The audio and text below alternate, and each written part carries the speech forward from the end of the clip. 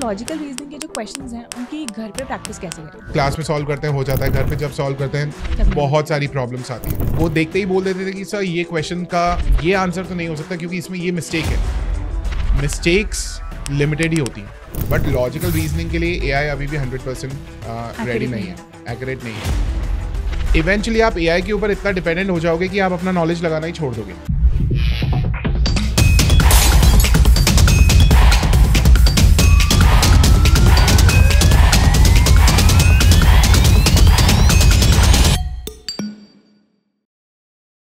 Sir, जब student class attend करता है तब तो उसको लॉजिकल रीजनिंग में सब समझ आ जाता है, वो क्वेश्चंस भी बन जाते हैं उससे। बट जब वो घर पे जाके प्रैक्टिस करता है तब उसको बहुत सारी प्रॉब्लम्स आती है, बहुत सारे क्वेश्चंस गलत भी हो जाते हैं। तो लॉजिकल रीजनिंग के जो क्वेश्चंस हैं उनकी घर पे प्रैक्टिस कैसे करें? इसका आंसर थोड़ा सा ट्रिकी है। देखिए, बिकॉज इट इन्वॉल्व्स 2 स्टेप्स। तो हमने पहले है ना लॉजिकल रीजनिंग के लिए एडिटोरियल्स को कैसे प्रैक्टिस करें उसके ऊपर एक वीडियो बनाया था, एंड मैंने उसमें बताया था कि एडिटोरियल्स जो है वो क्यों हेल्प करते हैं आपको।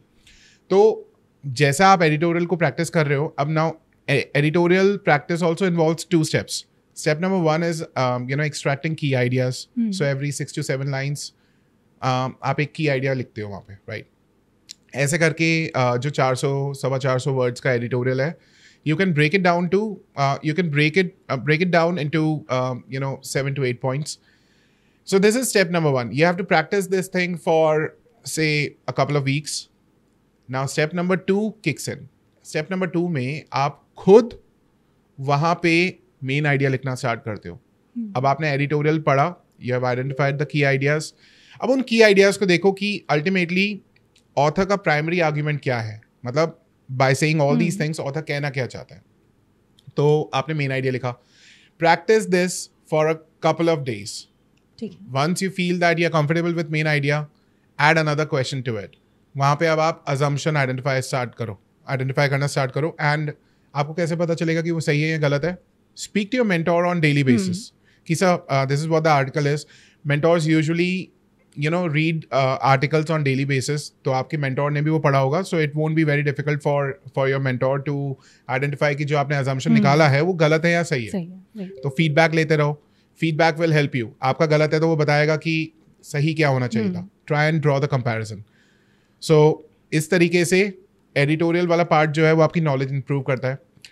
घर पे जब आप question solve कर रहे हो, now I come to your question कि घर पे आप जब क्लास में सॉल्व करते हैं हो जाता है, घर पे जब सॉल्व करते हैं बहुत सारी प्रॉब्लम्स आती हैं। तो एडिटोरियल से आपको सीखते जा रहे हो कि असम्पशन क्या होगा एंड कौन कौन सी चीज़ें गलत होती हैं। सेम चीज़ आप इनके ऊपर भी अप्लाई करो। The only thing is students always want answers first.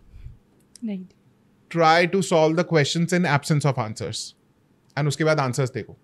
जो गलत हुआ, जो सही हुआ वेरी गुड, जो गलत हुआ उसको डिस्कस करो। So it won't happen in 1 day, it won't happen in 2 days, 3 days, may be it won't happen in a couple of weeks, but eventually it will start to happen. और वो questions जो है वो सही होने लग जाएंगे। So I've had a lot of students, in fact 2025 maybe there were students, वो देखते ही बोल देते थे कि सर ये क्वेश्चन का ये आंसर तो नहीं हो सकता क्योंकि इसमें ये मिस्टेक है। क्यों? क्योंकि हमने पहले भी पॉडकास्ट में ये बात की थी कि मिस्टेक्स लिमिटेड ही होती हैं। मतलब कोई भी क्वेश्चन जो है 6-7 रीजंस की वजह से ही गलत होता है।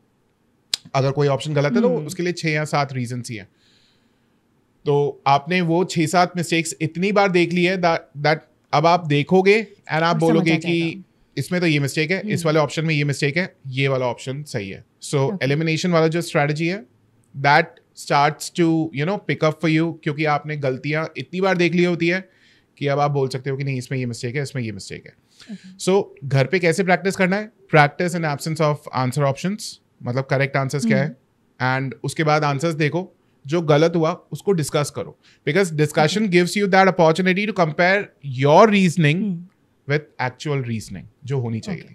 ओके सर, अगर कई बार बच्चा डिस्कस नहीं कर पा रहा है अपने मेंटोर्स के साथ, फैकल्टीज के साथ, तो क्या आप सजेस्ट करेंगे एआई टूल्स का यूज़ करना? अब ये बहुत मतलब हम लोग भी एआई के साथ वर्क करते हैं एंड आई वोंट लाई, बहुत सारी जगहों पे एआई जो है वो सही आंसर देता भी है। इंग्लिश लैंग्वेज में शायद एआई जो है सही आंसर दे देगा, बट लॉजिकल रीजनिंग के लिए एआई अभी भी 100% रेडी नहीं है, एक्यूरेट नहीं है। तो और एक प्रॉब्लम इससे ये भी होगी कि इवेंचुअली आप है ना, see if you don't choose the right way and if you go for shortcut, तो आपका दिमाग भी आप वैसे ही ट्रेन करते हैं। And we humans work the way we practice, तो जो प्रैक्टिस करेंगे वही चीज सामने आएगी। तो इवेंचुअली आप एआई के ऊपर इतना डिपेंडेंट हो जाओगे कि आप अपना नॉलेज लगाना ही छोड़ दोगे। एंड एग्जाम्स में तो आप एआई यूज करने के लिए अलाउड हो ही नहीं, तो why do you want to go with AI? Problem यही है कि आज के टाइम में सी मैं मार्केट में इन्वेस्ट भी करता हूँ, तो मैं मार्केट के साथ काफी सारे एग्जाम्पल्स को लिंक करता हूँ। आजकल के टाइम में लोगों को चाहिए क्विक रिटर्न्स। क्विक रिटर्न्स के चक्कर में ही आप देख रहे हो अभी क्या हालत हुई है। हर किसी का पोर्टफोलियो ब्लीड कर रहा है।